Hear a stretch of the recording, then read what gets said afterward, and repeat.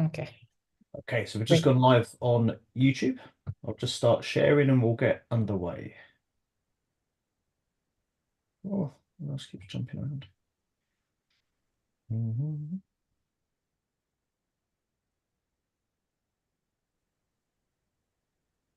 That's what my screen's up to start with.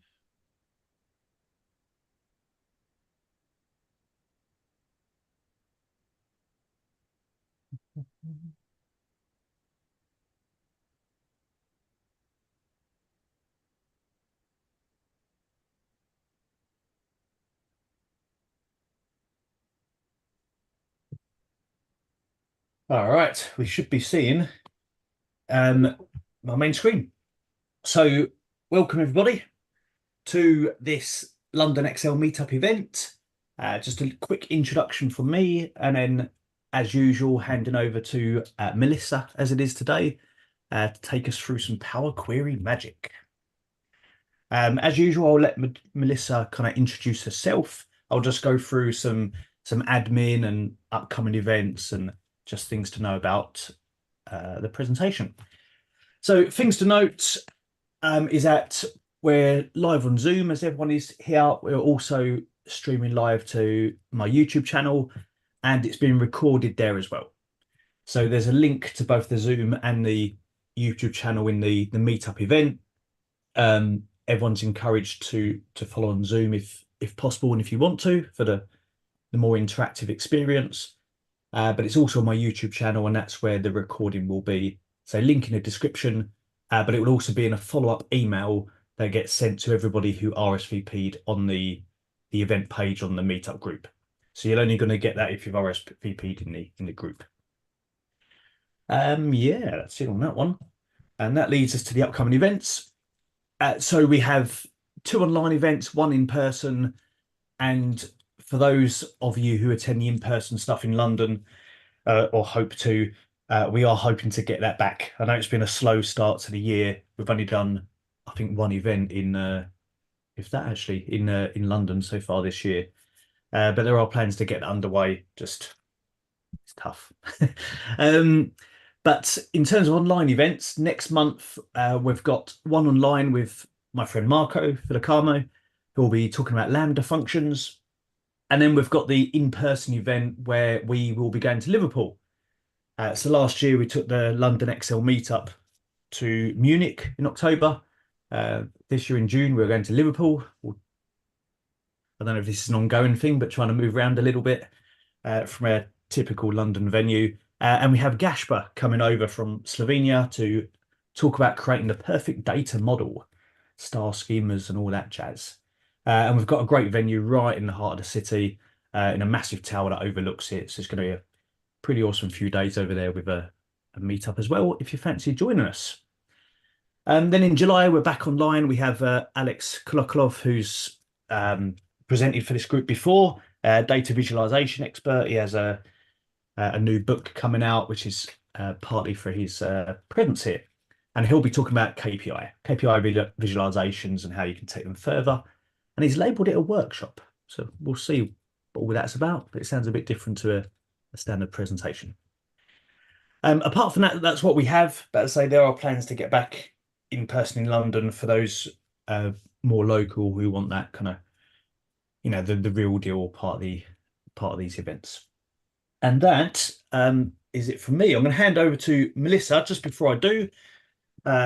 She may mention this herself, but this book here, if you can see it, is partly for Melissa's attendance today, to time with the release of this book, which I think came out last month, maybe the month prior, but very recently this year, where she's co-authored this definitive guide to Power Query M, along with Greg Deckler and Rick de Groot.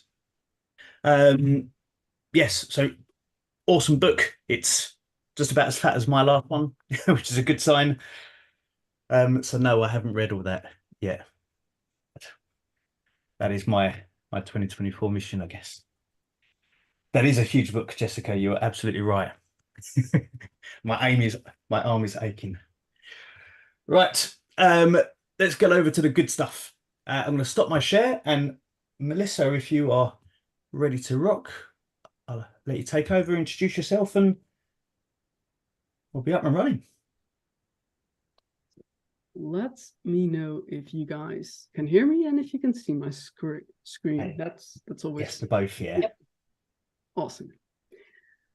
So, welcome everyone, and today we are going to boost our transformation skills by improving our understanding of splitters.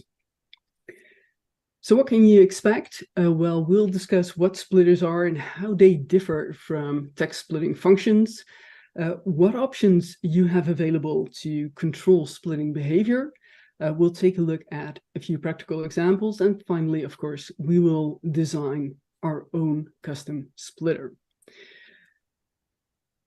Briefly about me, my name is Melissa. I'm part of the Atmos team in the Netherlands. That's a company that manufactures and trades diamond tools for drilling, sawing, and grinding. My role is focused on digitization, automation, and of course, data analysis. I'm also an enterprise DNA expert, a Microsoft community super user.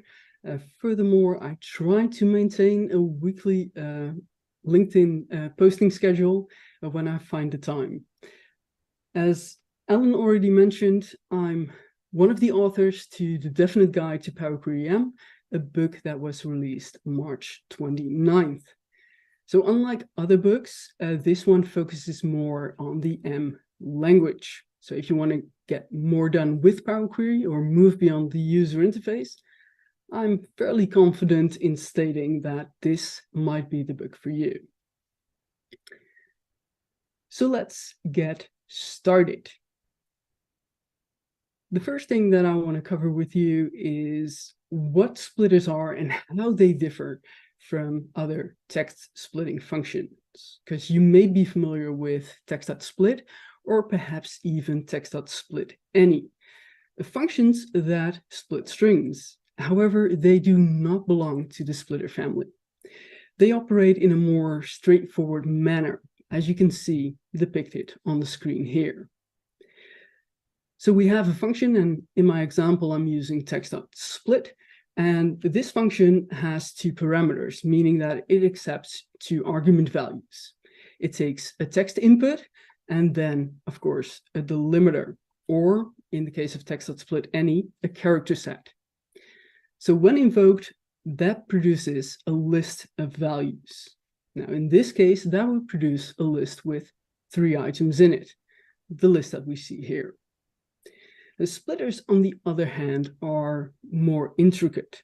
They only allow you to specify how and where a string should be split. And when invoked, they produce a function value. Now, the reason behind that is the way they were designed to be used, and that is to guide a split column operation.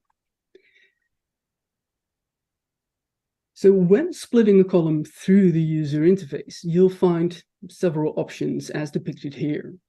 So the top 3 by delimiter, by number of characters, or by positions, they all require additional user input. So you'll be prompted to configure how and where a split should occur.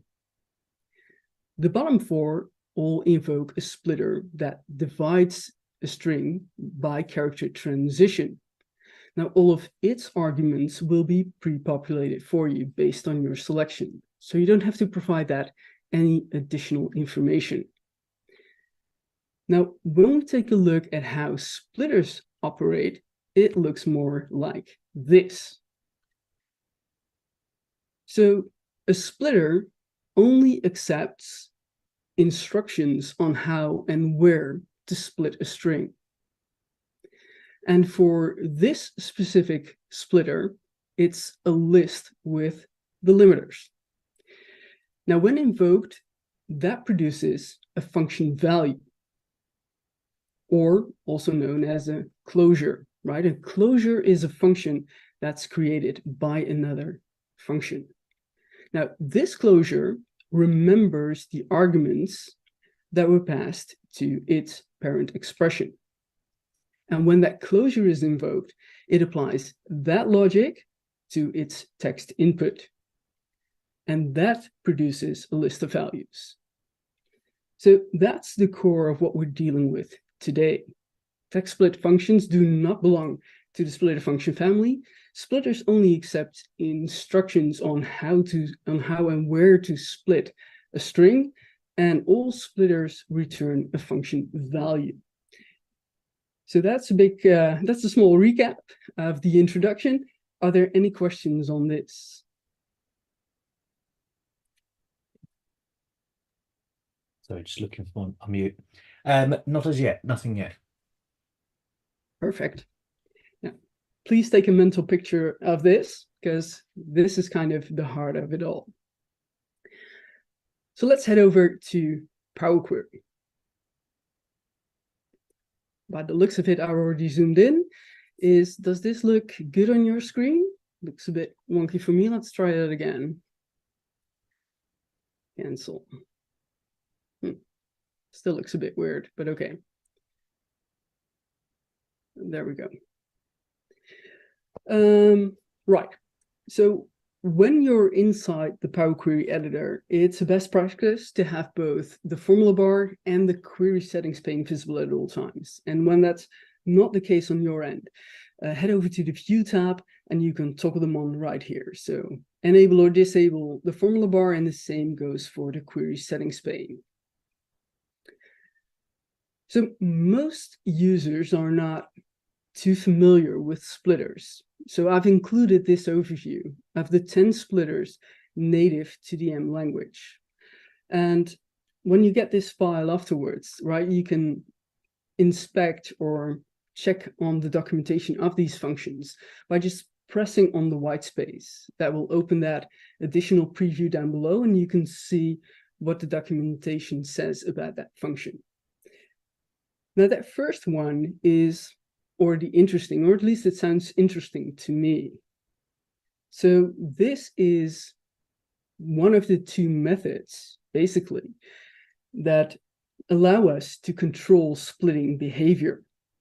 So splitter split by nothing is a function that requires no arguments at all, and its job is to prevent a split from occurring.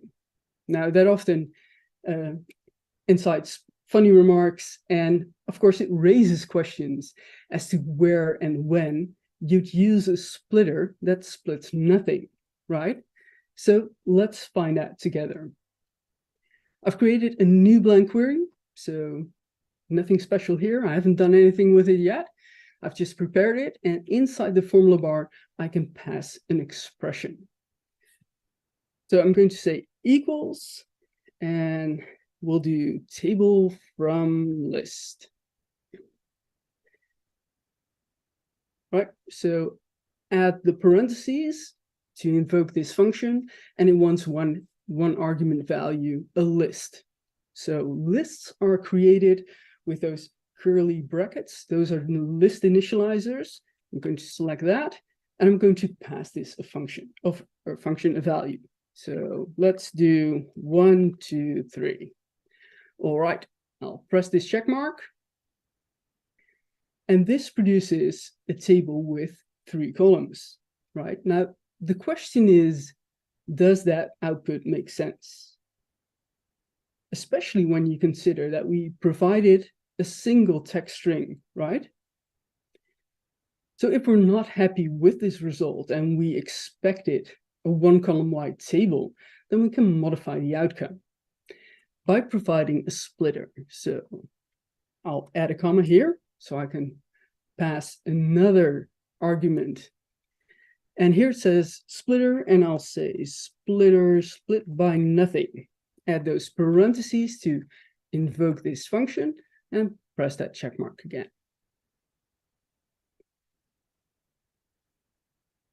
So now we have that table with just 1 column, right? And I don't know about you, but I like experimenting, right? So I'd like to see if I can find another way to achieve the same outcome without using this splitter. Now, the first approach, I think, is the most simple and the most straightforward one, right? It's replicating the logic that this splitter applies. And I don't know if you had time to read that in documentation, but I'll pull it up again. It says, look, it's returning an argument as a single element list. That's all that this function does. So it should be easy to replicate, right? So instead of this splitter function, we can create our own expression. Now it needs to be a function, right? So usually, and I do hope that you always have the formula bar visible and are looking at the M code that is written, but you encounter the each expression quite often. So I'm going to start with each. That's not the way to write it. Let's try that again. Perfect. So each is an inline function, basically. So, and that each expression that takes just a single argument, the underscore. Now, that provides access to the current row or the current item, whatever you're working on, whether it's a table or a list. So now I can replicate that behavior, right? It says it's encapsulating its argument within a list. So again, I'm going to use those curly brackets to create a list. And in between those curly brackets, I'm going to pass the argument that belongs to the each expression, the underscore. Let's hit that check mark and see what happens. Awesome. So all that we did now was replicate the behavior of the splitter. So basically, we've replaced one function with another function. And what if I wanted to achieve the same outcome? So a single column table, but without the use of a splitter at all. I'll remove this, hit that check mark again, so we get a 3-column wide table. And another approach I think that we could take is changing the meaning of those double quotes. Now, to be fair, I'm going to cheat a bit, but that's quite all right. It's just to illustrate a point. So this quote, I'm going to wrap another set of quotes around it. Basically, that's what I'm doing. So I'm going to add quotes here, and I'll do the same for the last one here, the closing quote as well. Hit that check mark again. And we get a single column wide table. So the lesson here is that by modifying the meaning of quotes, which is an ability that some of the other splitters do possess, right? We are able to change the splitting behavior. Now, other splitters don't take a splitter split by nothing. They take a quote style to achieve this, right? And a quote style type is an enumeration.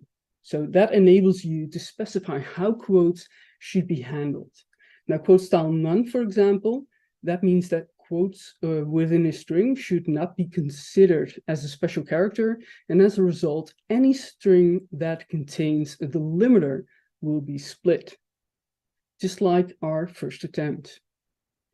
Whereas quote style.csv, that will treat text in quotes as a single unit. And if a string contains a delimiter, it really doesn't matter. It's using it as a unit, so it won't split that string at all. All right. So there's one more thing that I wanted to say. The trick here is that the default delimiter in the M language is a comma, right? If I had chosen any other delimiter for my list, within my string, I should say, then I wouldn't even have to worry about splitting at all. Let me demonstrate that as well. So if I use, let's say, a period, for example, still need to make sure that that's a string, right? And I hit that check mark, no splitting occurs. All right, so let's recap what we've discovered right now, right? We've seen that there are 10 splitters in the M language, and splitter split by nothing prevents a split from occurring. Other splitters may be equipped with a quote style type, and that can also modify splitting behavior. because it allows you to tell how it should handle quotes. And we've also seen the each expression, right, which is syntax sugar for a unary function. So whatever follows in each expression, basically you can think of that as that expression will be applied to each row or each list item, right? Any questions, Alan, on this? No questions as yet. Awesome. All right. So on to a more practical example, right? What's theory without practice? And I hope everyone is familiar with camel case or Pascal case, right? These have a similar format. Both require the first letter of an appending word to be an uppercase one. Now, in Power BI reports, for example, column names often are used as labels in the report as well. And then that format makes no sense, and it isn't very suitable or user-friendly. At least, that's my opinion. So let's devise a method to quickly resolve that. Now, to get the ball rolling, we can enlist the help of the user interface by calling a default splitter or one of the default splitters, right? And examine the syntax that that operation has generated for us. So it doesn't matter which column you select. You can just look for split column, open that up, and we see the menu that I had on the slide earlier, right? Now, judging at the options that are presented here, a good choice would be by lowercase to uppercase, right? So every time a lowercase letter is followed by an uppercase one, that is where a split will occur. That means that both these conditions have to be met. So let's choose that. I'll open up the formula bar so we have a bit more space, and let's examine the code that was generated when I pushed that button. So the first thing we notice is that this transformation calls an M function called table.splitColumn, right? That function takes a table, and that table is a variable name, and it belongs to the value that is, or the expression that's assigned to that name, right? Then we have camel case, that's a text string, and that's basically the column that was selected when I invoked my split column operation. So that's the column that is split. Now we have the interesting part, and that is the splitter function itself. So it calls a splitter split text by character transition, and that has two nested lists in it. One for the left operand and one for the right operand. And when both of these conditions are met, then that split will occur. And finally, we see a list with two names. Now, those are the new column names and can also be replaced just by a number. So this list now contains two names. And if I replace this simply by a 2 and hit that check mark, everything remains the same. So knowing this can help make your code more dynamic, but we'll save that for the end.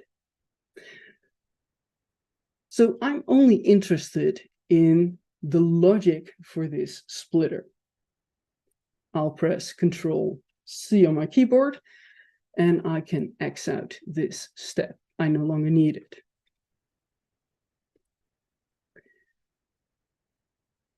So when developing code, I think it's always useful to do that in an added custom column to start with.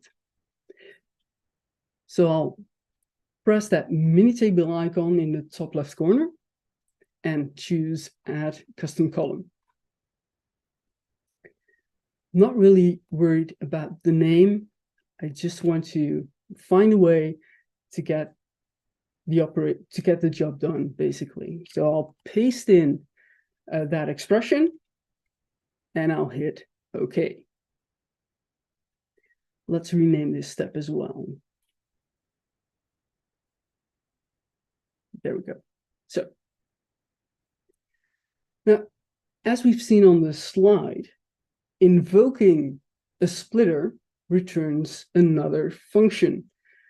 So we have to find a way to invoke this function again, but then on a string of our choosing. And there are two methods for you to choose from. So this could be either something of personal preference or, the way you work. It really doesn't matter which way you choose, but there are two methods to invoke this.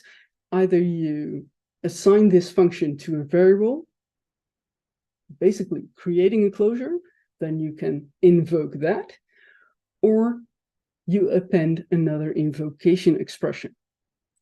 Now, I will demonstrate both techniques for you. So I'll open up the advanced editor, and I'll zoom in.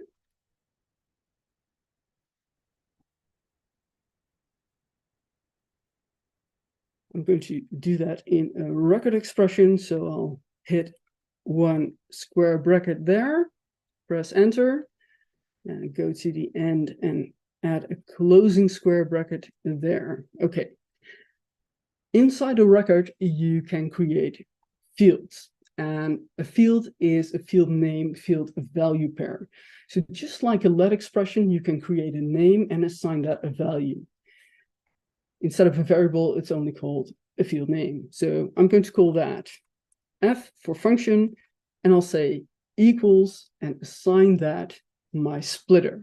Now again, that splitter is a function that returns a function, right? So this returns a function. I add a comma at the end so I can create another field within my record. Let's call that A. And now I can call my field f, which is a function, and invoke that. To invoke that, of course, I need an invocation expression that is a set of those parentheses. And in between those parentheses, I can provide it a field. So let's take Pascal case. So in a set of square brackets, I'll add Pascal case, and I'm going to say done. So I no longer have a function value there. I now see a record. And the thing why I like records and usually prefer them over the let clause is the fact that you can click off to the side and review all of its contents in one go, right? You don't have to switch between variables to see what's going on. You've got everything inside. So this returns a list, and let's see what the contents are of that list. To do that, I need to extract the value for the field A of this record. So after that closing square bracket there, I can request its name in another set of square brackets. So I'll add square brackets, and the field that I'm interested in is A, because that contains the list. I'll press that check mark again. Here's the list, and I can click off to the side, and now I can see that it correctly split my string. And as a result, I have a list with two list items.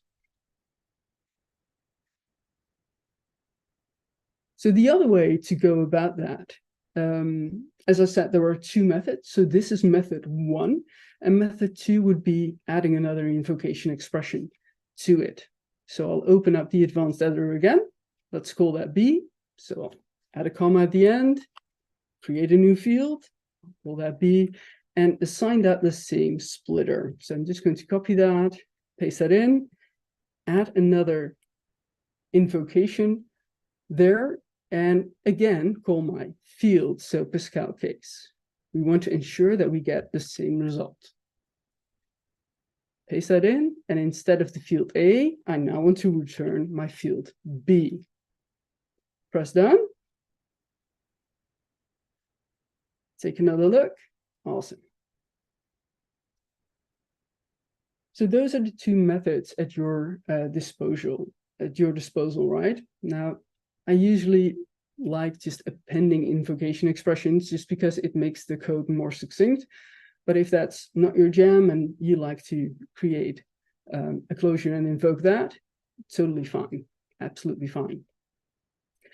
So now we know this and we know what values we're getting, we can also complete our task, right?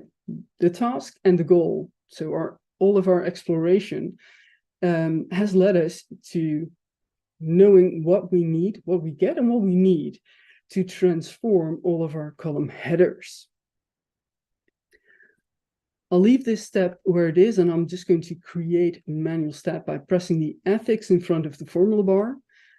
And it doesn't matter which table I choose, I'll just use method.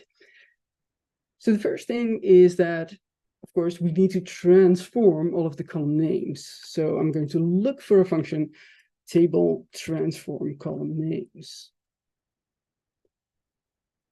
I usually type a few capital letters and then IntelliSense will come up with a list. I'll hit my arrow keys to select one and hit tab.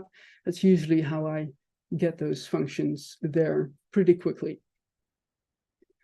So this takes a table, and method is a table. That's the table that we're still seeing on the screen. And now it wants a name generator. So we are going to provide this, of course, our splitter, right? But we want to invoke that for each of our column names.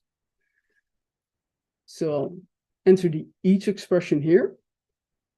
Let's see if I still have that. No, I don't think I did. Let's see, control, nope. Okay, just a dummy value then to, oh, it doesn't let me do that. Why not? I know. There. I need to grab my code. I like copy and pasting. So I'll grab my splitter again here, just so I don't have to write it. I'll enter that here.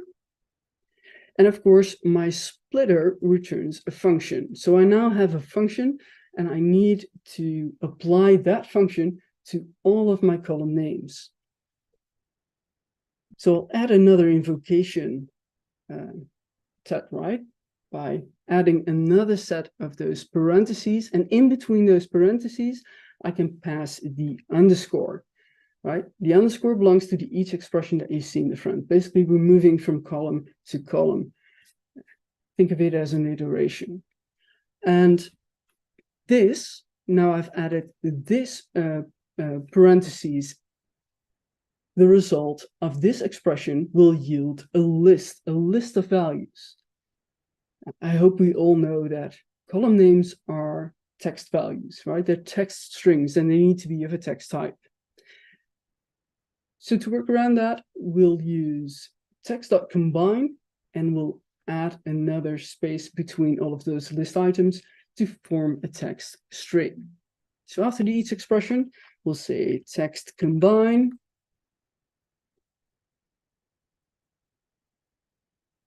Enter a comma at the end as a separator provided a space. Don't forget that closing parentheses there and hit that check mark. Awesome. So now all of our column names have spaces. Perfect. So what did this teach us? Well, we've learned that by paying attention, you can grab and reuse code that's generated for you by the user interface. Right? Temporarily adding columns to your data can help develop and refine logic that you need for a certain operation. As I said, normally I would remove that method step that I still have there in place, but I left it there for you in case you should want to explore that later on. So the invocation expression, that's a set of parentheses, and that is used to invoke functions. And in between those parentheses, you can provide argument values. That's it for this one. Are there any questions, Ellen? No questions. Been a small bit of kind of information shared, like another technique shared, but no questions. Awesome. Okay. So let's take a look at removing spaces. It's another practical example, right? Let's close that. I think one of the things that Excel users experience right off the bat is when they're cleaning their text data and want to get rid of excess spaces, right? The Excel trim function and Power Query's text.trim function, they don't behave the same. But actually, there's a bit more to it.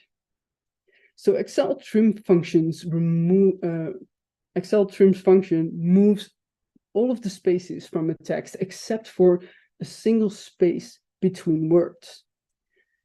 But it is limited to the space character with a decimal value of 32. Something to keep in mind for later. Other space characters, like the non-breaking space, for example, they're not removed by Excel's trim function. On the other hand, if we take a look at Power Query's text.trim, that function removes leading and trailing white space. So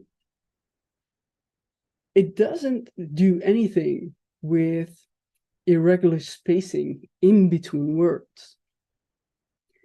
On the other hand, white space includes all space characters.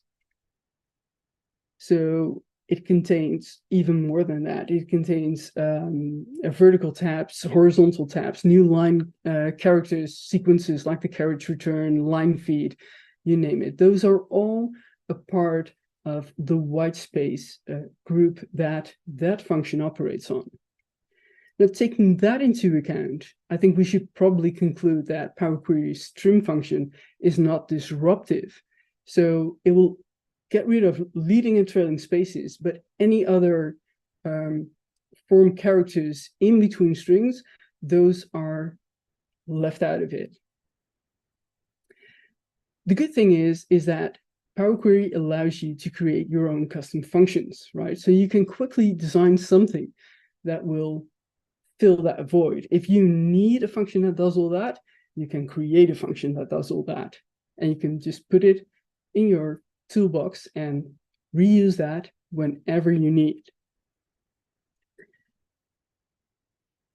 So my data here is just 2 rows. And for the first solution, I'll create something that removes all of the white space, not just at the beginning, at the end, but also in between the words as well. So like we did before, to build something from the ground up, I usually start in a custom column. So I'm going to hit that mini table icon again and add a column to this table. So add a custom column. I'm not too bothered with the name. Or maybe just call it no white space. Let's see.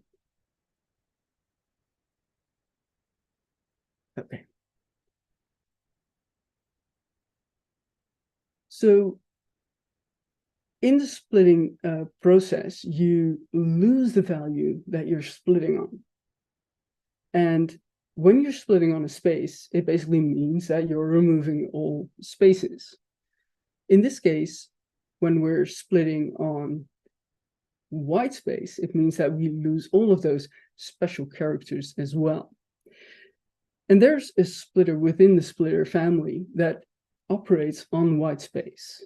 So splitter, and here it is, split text by white space. Again, to invoke it, we need to add a set of parentheses This, of course, returns a function. We know that. And now we have to invoke this on our data as well. So add another set of parentheses. And in between those parentheses, we can provide it a field on which we want to apply that operation. In this case, we can double-click string in the available columns to insert that, and that's press OK. So now we see that we get a list of values. And we also see a couple of blanks there as well. So if there was a white space character at the front or at the end of my string, I see that that results in a blank being there. Now, if I want to do the same operation as for the previous function, use text.combine to bring these values back together again and insert a space, that means I'm reintroducing new spaces at the beginning and the end. If I want to avoid that, I should get rid of these blanks within this list. So there's a simple trick to do that. It's called list remove matching items. I'll use that, list remove matching items. Open that up. This is probably going to error out when I expand it, but that's okay.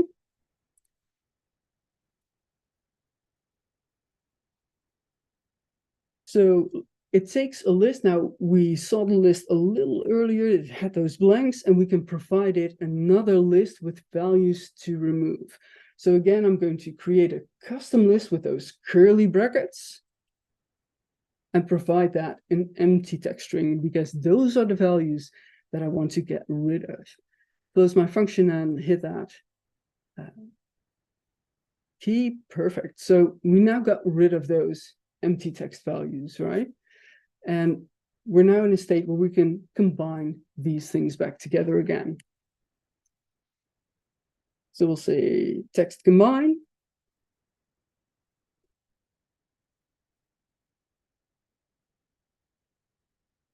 Add a space between all of that, not like that. Add a space between the characters. There we go. So basically what we've now done is we've created a super trim function. It doesn't only trim spaces, it trims all spaces, and it trims all of those special characters as well, those line feeds, those control characters and tabs. It removes them all. So that's something to be aware of. Now, if that's what you need, then you can turn this into your own custom function, right?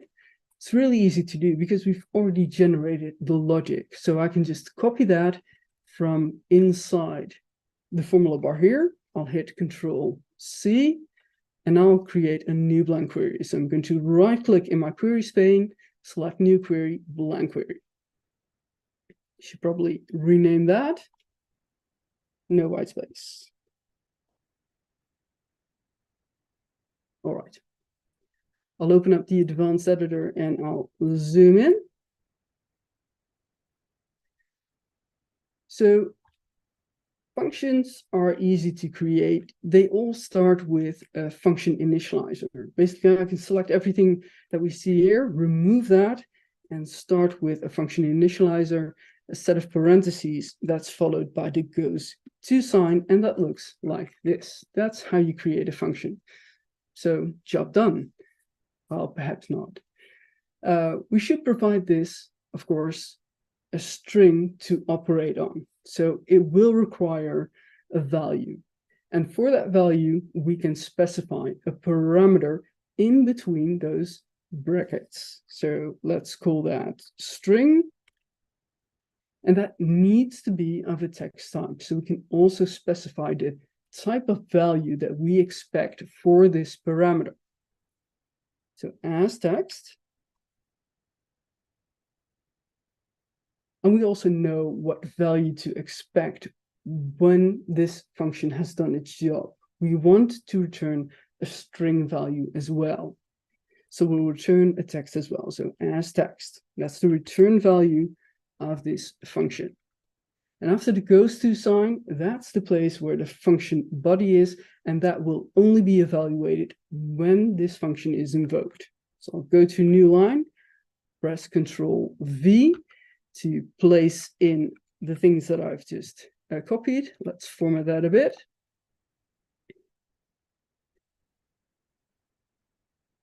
All right. So now you have to take a good look at your code and look for column references within that code, because those column references have to be replaced by the parameter that needs to take its place. So here I have those square brackets that refers to the field string. That's a field reference, and I need to replace that with my new parameter here called string. So I'm going to copy that and paste that in its place right here.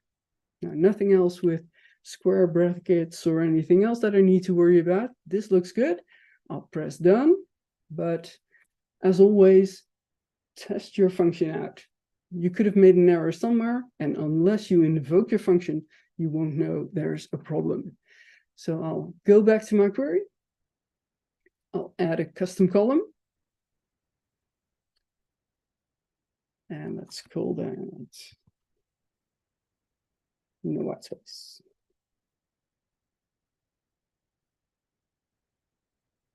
I can call my function that's called no white space. Input my string value. Press OK. Perfect. So no errors. Awesome.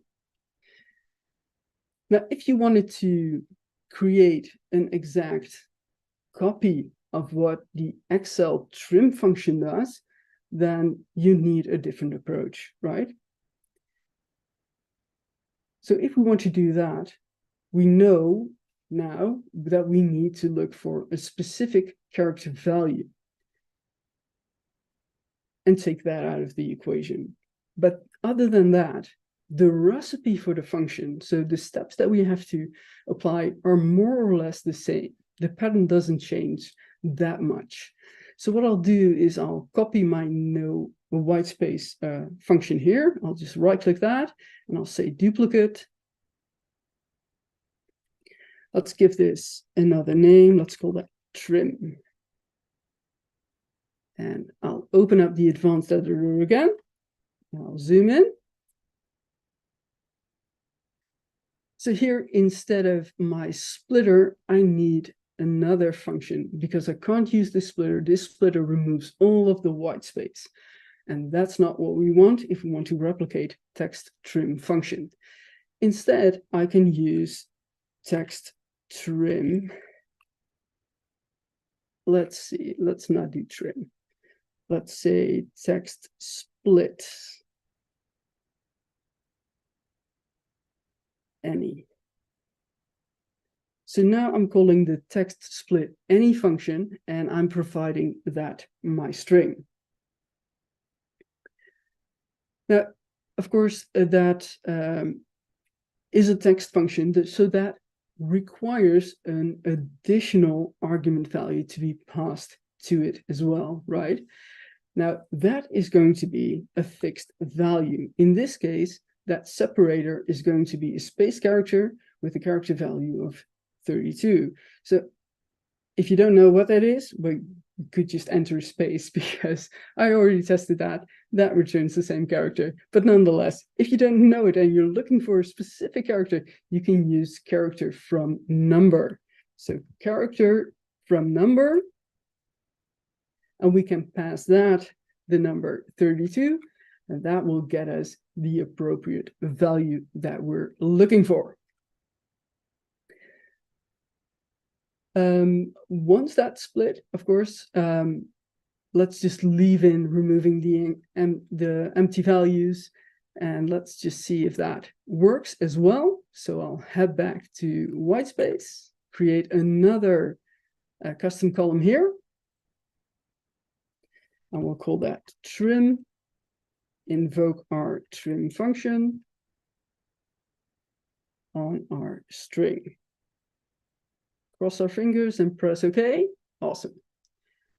So you see that when you compare the string values to the trim result, you'll see that some of the spaces have been removed, other spaces haven't been removed, and certainly control characters are still there as well, because those won't be removed by the trim function. Now, if you wanted to extend this, for example, by also allowing it to remove non-breaking spaces as well, we can just add that character value to the values that we want to get rid of. So I'll open up that query. I'll zoom in. So here we're providing it a single value, right? And because this is returning a text string, so a text value, I can use the ampersand to append another character to it, right? And this time it will be a character with a value of 160. Let's press done. And I don't know if you guys noticed, because I have no comparison, but the number of spaces decreased further because there were some non-breaking spaces in my data as well. All right. So what did we cover? I think the most important thing to know and understand is that although Excel stream function and Power Query's text stream function share similar names or are named similar to each other, they operate very differently. So their difference also extends to the characters that they remove. Whitespace is a collection of various spaces, tabs, and new line characters. So it's a broad group of characters within the ASCII set. Custom functions are a great way to generate reusable code. And when you define a custom function, you can specify parameter types, and those need to match corresponding argument value types that you provide to your function. And only when you invoke a function will its function body be evaluated. All right, any questions on this? No questions, Melissa, no. Awesome. Just a couple of nice comments on your book. Great. Let's move that around. Okay. So time for the main course, and that is developing a custom splitter. So we've already learned and discovered what splitters are, and we also know now how to create custom functions if we need to. So this time around, we'll develop a splitter, and a splitter is pretty special, as you'll find out in a moment. So this question was actually posted on the Microsoft Community Forum. So a member had a delimiter that consisted out of multiple words. It was more like a short sentence. And in the data, that was not very consistent, meaning that it could appear in any number of ways, right? And that made it really difficult, if not impossible, to split that column. So to resemble that, I've created this query, and the delimiter that we're looking for, I have it here, I'll select it, is always stay curious. So that is our delimiter. And as you can see, it appears in a number of ways throughout this data. So our delimiter consists out of 3 words. Now, if you had to provide this in every possible combination, it will take you a while, yes? So that's something that is out of the question. We don't want that. The thing that we have to think about. And to be honest, this job isn't very simple if we have the ability to ignore case for our splitters. So the challenge is actually finding a function that allows us to ignore case and that we can use to develop the logic that we need to resemble a splitter. Again, the key is finding a function that is equipped with a comparer, because comparers allow you to ignore case, right? And one that came to my mind, at least, was text.positionOf. Right, that's a function that has a comparer, and that's the function that I'm going to use to try and build a solution to solve this. So again, I'll do that step by step, and I'll start by creating a custom column. So I'll hit that mini table icon again. We'll add a custom column and start by entering the function text position of.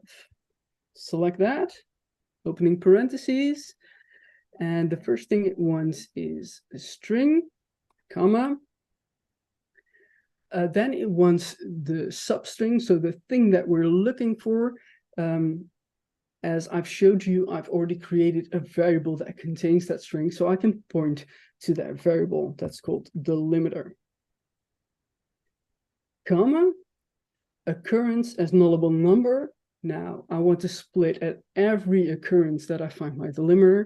That means occurrence all is the thing that I'm looking for. There, comma, and the final one are comparer. So now I can tell this function to ignore the case of my substring and my input string. So ignore case. Close it off, and I'll hit that OK button. So we see we get an error on line 5. Let's find out why. Errors are always interesting. So I'll click off to the side in the white space, see what we can learn. And it says we cannot convert the value null to type text. Well, I spent a bit of time in Power Query, so I would agree. Power Query has a hard time doing that. The thing that we need to understand is that a null value has another data type when compared to a string, a text type. And there are a number of ways I think we can resolve that. We can go quick and dirty, replacing all of the null values within our string column. We can definitely do that. I don't know if that's the right choice. We could also remove all nulls. I don't know if that's the right choice either. So I'm going to go with a different route. I'm going to deal with the null as I encounter it. That means applying coalesce. So Power Query has a coalesce operator, which is a double question mark. And that means that if a value on the left of that coalescing operator returns a null, then the value to its right will be evaluated. And I'm going to leverage that to sort out nulls.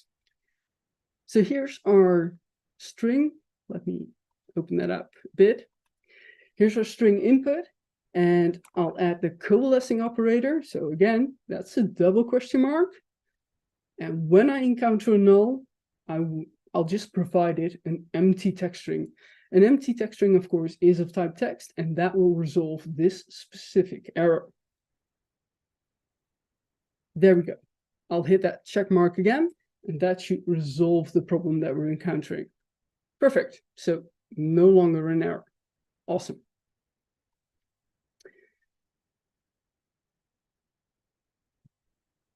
Let's see what this function returns, what this function is giving us, right? So I'm going to click off to the side in the white space to review the information that I'm getting back. And by the looks of it, I'm getting the starting position of where my delimiter is found. Of course, that is a zero-based number, but it's something that we can work with. The only thing that's missing is I want to extract all of the text, right? Starting from the beginning. Now, only when my delimiter is found right at the start will my list, so the list of values that text position of returned, contain a null. In all other cases, that won't be the case. So what I can do to resolve that and to make sure that I get all of the values from the start, the very start of my string, is append a list that contains that starting value, that null. So I'm going to create a custom list again with those curly brackets. I'll enter a null there, use the ampersand to combine my custom list that I've just created with the list that we see here, the list that was returned by text opposition of. I'll hit that check mark, and yes, we still get a list. Perfect. This list with positions is something that I can provide to a splitter, right? I can tell my splitter to split at each occurrence or at each position of those numbers, right, that are in my list. So since these are directions for my splitter, right, they will be the instructions that I need to provide. And I'm going to open that up, look for my splitter. So splitter, where did you go? By positions, there. Open that up. And this list is for the input from my splitter. Now, when I hit that check mark, of course, I'm going to get a function, right? That's okay. There we go. We now get a function. And we need to apply this function again to our string value. So add another set of parentheses and now call that field again. So call that field string again. Just paste that there, hit that check mark again. And now we get a list. Let's take another peek inside and see what data we ended up with. So awesome. This is interesting. Okay. Yeah. So line 3 caught my eye, and that's because my delimiter was all the way at the starting position, right? And when I look at the results, I have a blank there now. So the question is, why is that? Because I don't see that text value twice. Basically, as you can see here, I appended that starting position, right? A list with a null to always get the start of each text string. And then that list of delimiters that was returned by text opposition of. Now, the thing that is happening is text dot split by, or sorry, I should say splitter, split text by position. It's taking that position null, splitting the text, and then for that second operation again, it's splitting from 0, position 0, the very first character there. And because that is happening, right, it's basically moving that value along. So if I would add another null here, and just to illustrate, I should get another blank value in this list. So let's see if I'm right. Line 3, there we go. Perfect. Okay. So that's something good to understand. Let's hit that check mark again. Perfect. All right, so that's important to know. Now,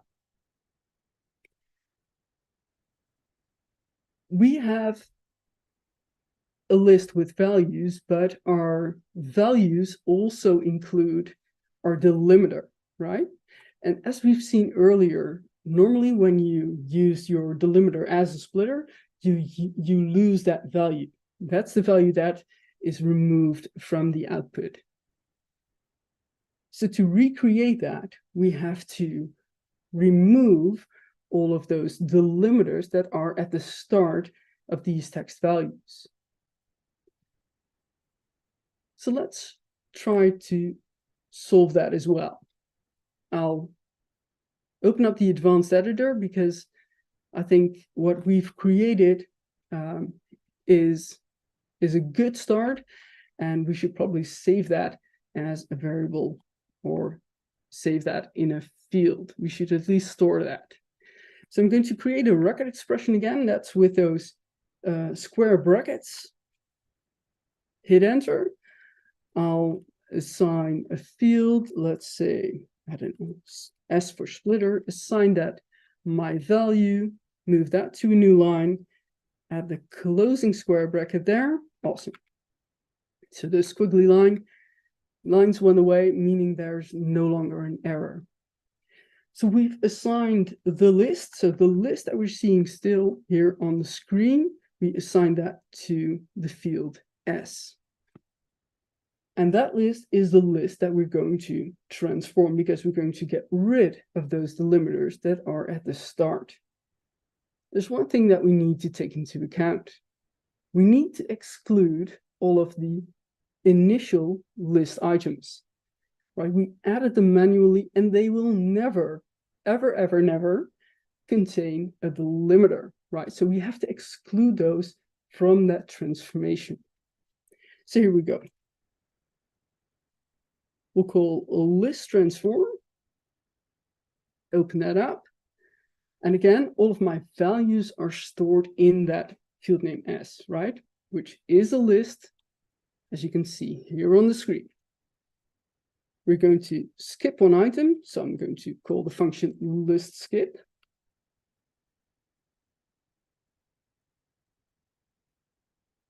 If I can find it, where is it? List skip. There it is. Pass it the field name S, comma.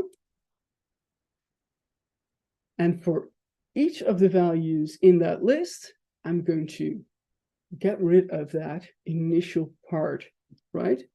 Now, I can't trim by a specific value because those trim functions don't have a comparer either. So I'm thinking of using, let's say, what should we do?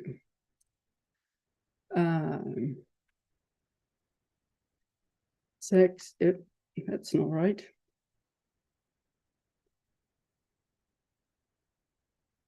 There it is. Text range.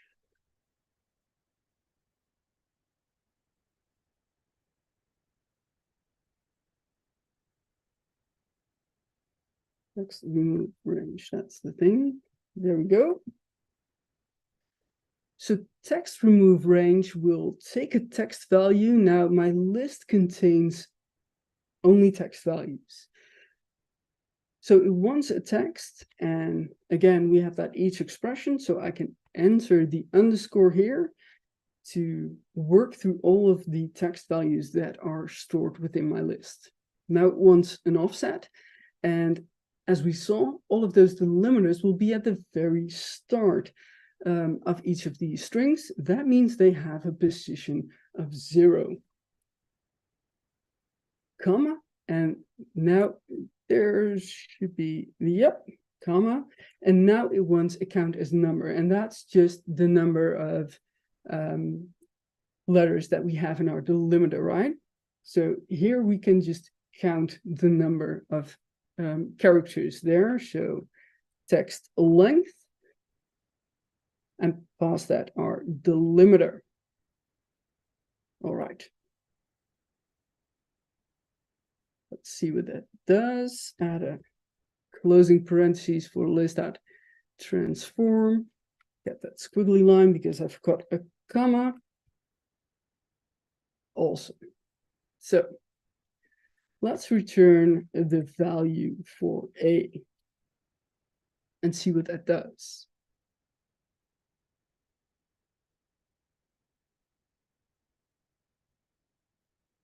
Right.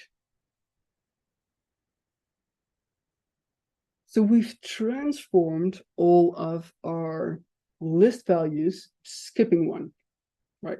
We omitted one from that list operation that we wanted to transform, that we wanted to perform. So we need to get that value back, and we can use the same method as we used earlier, creating a manual list and appending that to the list that we had, right? So to get the first item from a list, we can just use list.first. Of course, that will get that value, and we need to place that in a list again. So I'm going to start with those curly brackets. We'll say list first.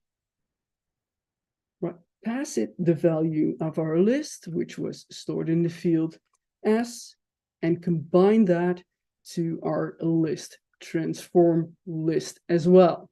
I'll hit that check mark and take another peek inside. Awesome. Perfect.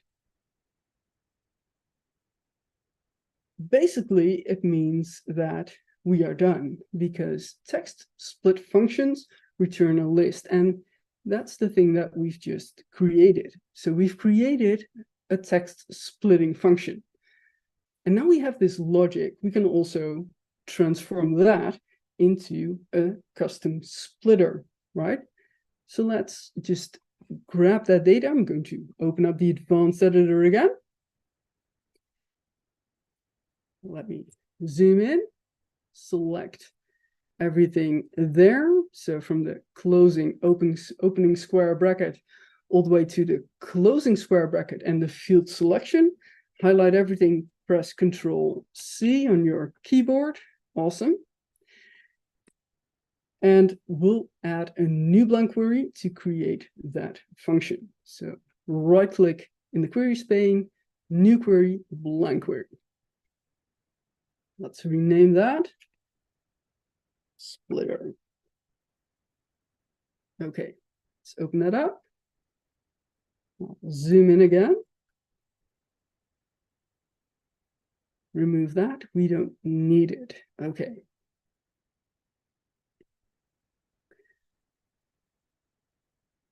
So this is where the theory comes in that we started off in our session, right? A splitter returns a function. So we need to create a function that returns a function, and that function returns a list. Here we go. The starting process is still the same, right? We need a function initializer. That's a set of those parentheses with the goes to sign. And in between, we need to provide that a parameter. We've also seen that parameters to splitter functions are only there to guide that splitting operation, right? So the only value that I'm going to pass here is a delimiter. Let's call that delimiter as well. And that will be a text value.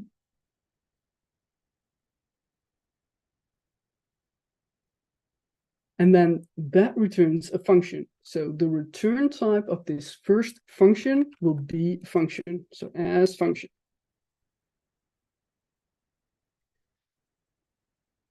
So now we get the function body. And in the function body of my splitter, I'm going to create a new function, again, using the same method, right? I'm going to initialize a function.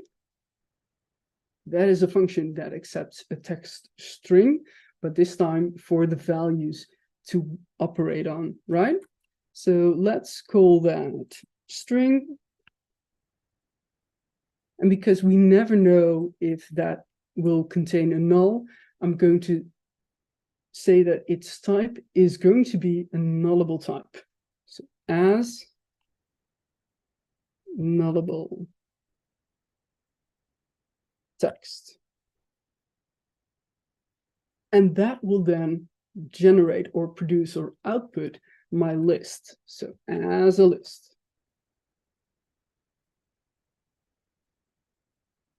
So now I get to the function body of that second function, and I can paste the logic that I've copied. So I'll press Control V on my keyboard.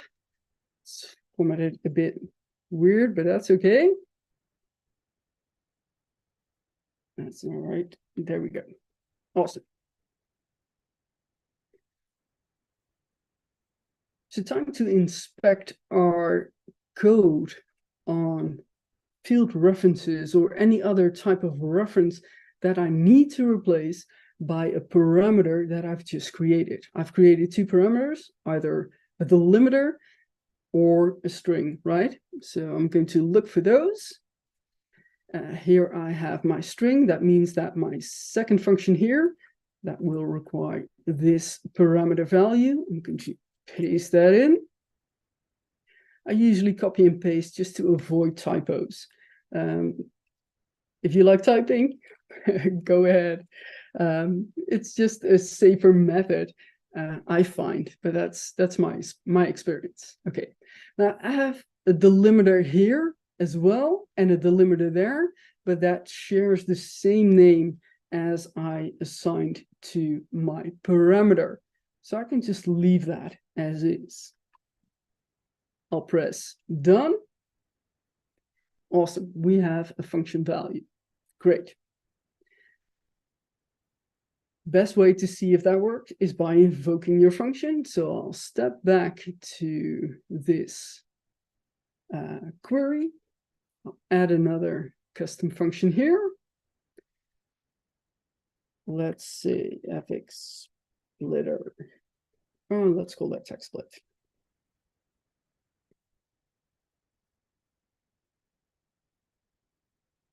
So to split the string, we need to call our splitter that we just created and then invoke its return value as well, which is a function. So I'll call my fx splitter, invoke that on my delimiter, and invoke the function that's returned by that invocation on the string column there. I'll press OK. Hope for the best. Awesome, that looks good. So this function works, and we can now also test if that operation works on splitting a column as well, right? So then it does both. It can split a column and it can split text strings. So I think the easiest way to do that is just split this column using using a regular transformation. Let's just choose delimiter, see what it comes up with, and press OK. And then we'll replace that splitter there by our custom splitter. Right, and we need to invoke that on our delimiter. Again, I can remove that list and press OK. Awesome. So perfect, that worked. The only thing that I cheated on was entering a 4 because I knew that the maximum number of occurrences of my delimiter was 4 times in row 6. Cheating is never a good practice if you want to create a function that you use in production. So we might have to find another way to solve that puzzle as well. And to do that, we can reuse some of the logic that we already created. So I'll open up the advanced editor here. I'll zoom in again. So all we have to do now is count the number of occurrences of our delimiter, right? And to be honest, the first thing that we did, so text position of, that returned the list with a number of items, and the number of items was the same for the number of delimiters that it found. So we can copy that part of the expression right here. We'll copy that because we're going to reuse that logic. Here we go. let's call that, I don't know, max column count or column count, I don't know, max count. Let's do that. So we're creating a new variable, but this time we're creating a variable within a let expression. Nothing changed. The only thing that I have to do now is assign that a value. So the first thing, as I said, that we need to do is look within our column, right? So we need to grab the values of that column and then look for the number of items that delimiter occurs. That means transforming the values in that column as well, right? So we'll transform that list. So a single column of a table is a list, list transform. Now it wants a list, so I'm going to select my source step. That was the initial table that we had, because I've already split it my strings, of course. So I'm going to select my source and then the string column. So source and select string.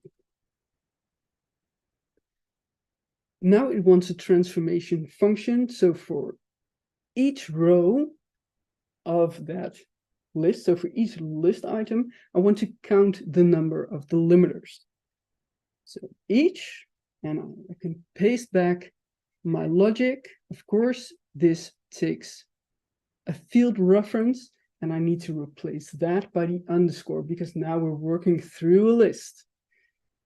So place the underscore there.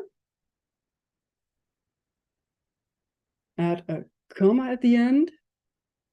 And let's see what we get. So I'll press done. Look for max count, and it contains a list with list items. Each of these lists contain a list that we've already seen before, right? It contained those positions, and the number of positions is equal to the number of delimiters that are found. So instead of this, right, we can count the number of elements that occur within this list. So list count.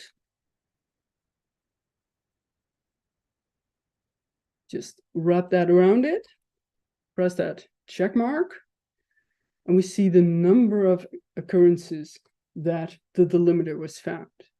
Now, because we also wanted to include the initial item, we need to add one back to this value. So I'll open the advanced editor again. Right there, we'll say 1 plus the maximum number, so the greatest number that was found within that list, which was a 3. So we'll say list max.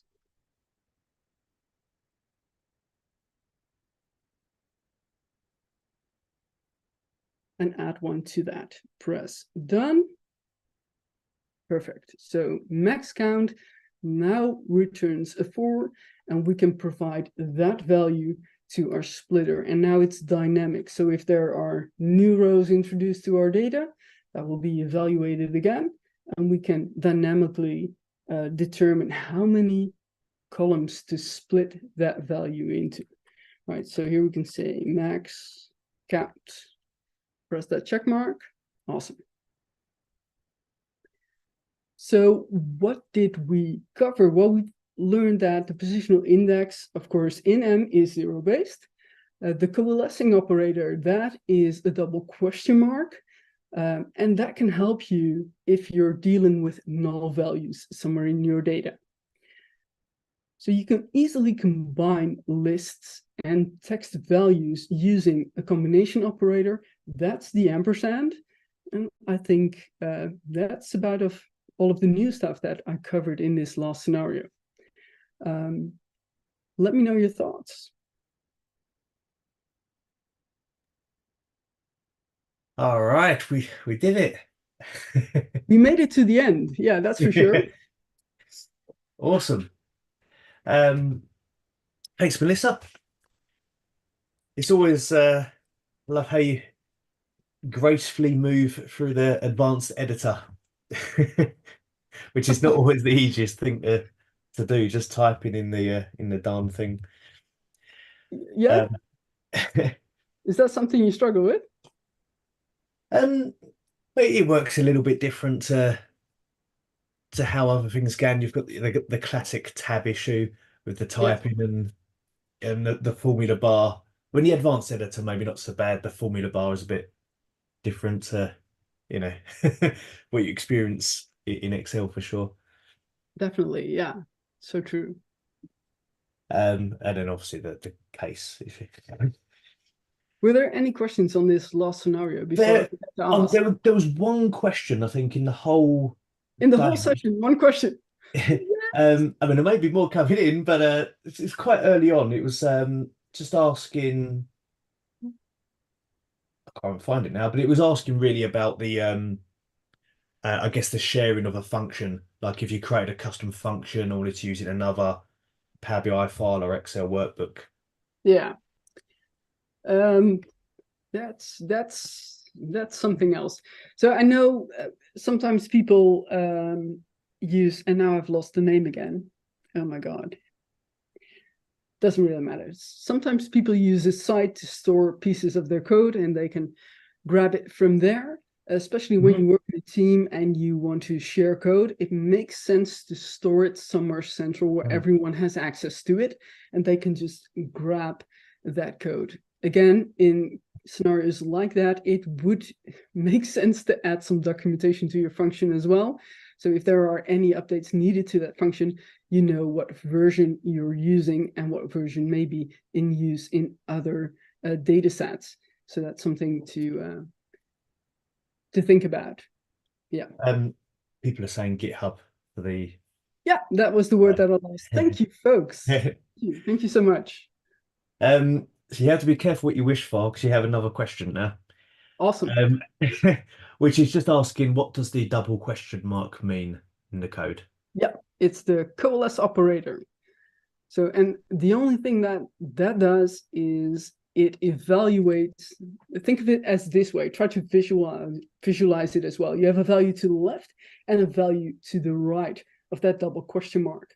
Now, if the value on the left evaluates to a null, then and only then will it evaluate the value that's to its right.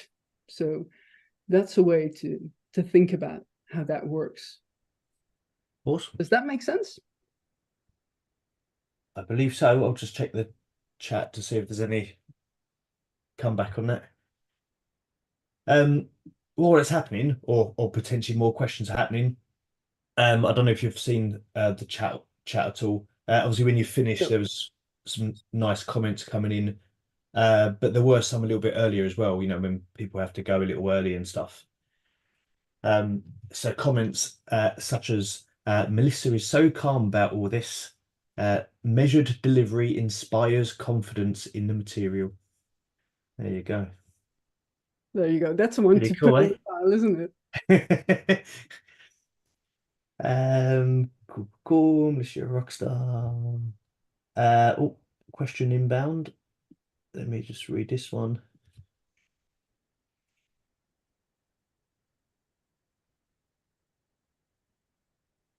So while people are typing, maybe others can start typing as well. So I hope that I know this definitely was a more technical topic and it's hard to make that relatable, but I do hope some of you found bits and pieces of it useful. So let me know a short yes or no if that's the case, because then I might need to go back to the drawing board. Cool.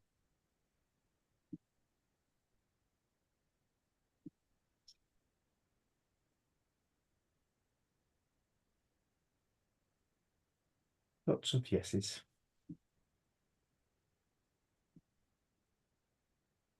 Did you say you can see the chat, Melissa? Did you say? Or... Not right now. Let Oh me no. see if Okay. I can Yeah. find it I've got somewhere. 5 responses so far, and they've all said yes. Awesome. Um, And we have one 5 people response on the call saying, as well. sorry, what's that? And we have 5 people on the call as well. No. Hmm. Uh, Company got 34. Okay. Um, there was a little more than that, but about 10 or so left for various reasons. Probably dinner time and stuff in a lot of European Yeah. households, um, and other times elsewhere in the world. Um, there was just one other question, I think, at the moment, which is which I'm not sure what situation it relates to, but there's quite a few words here. Can you use the same approach to search for multiple delimiters? So thinking about a situation where staff names have been typed as part of a description in inconsistent places, where the text string and inconsistent cases, and you want to isolate them. Yeah, the question Going is, to would call you that. ever need to use that to split a column? Because we designed a custom splitter that is able to do, of course, both. So I'm wondering if that would ever be the case, because you don't know in what box a name would fall in that case. So don't think that would be a splitter scenario. But obviously you can, I mean, there are loads of different ways to identify names in strings as well, regardless of their case. But I think that would work a bit different than what I've demoed here today. Sure, and names can be very difficult. Yeah. For their inconsistent nature. All right. Another question, not necessarily related to the session as such, but someone's asking, how can they be notified of your next training? How can you be notified? Probably Just following you on social media. reach out and follow me on LinkedIn. That would be your best bet. I do have a session announcement in that case. So I know at least that my next session will be July 24th for the Excel Toronto meetup group. The session itself, the topic remains open, and if you want to cast a vote, because they're organizing a poll, if you want to cast a vote, I can grab that and probably drop that in the chat, because I did find it by now. Let's see. There we go. So if you want to, Oh, that's fast. if you want to vote on a topic that has your interest, then just use that. The poll remains open. I think up to June 15th. So cast your vote by then, and we'll see what the next topic brings. I don't know. Who knows, eh? Yeah, Granya's in the call when she helps out with the Toronto group. Our enemies, our rivals. Yeah. Not really. Um, awesome. Nothing else yet, apart from lots of lovely comments. Awesome. Yeah, All great. saying nice things. Um, cool. There was I've kind of done it in secret, but prior to this call, Melissa did organise with her publishers of her book. Oh, there's a couple of comments on YouTube as well. Publishers of her book to send out 3 digital copies of her book to people attending today. But during the end, which was kind of based on the how long people were with us, and also based on kind of engagement and things such as that.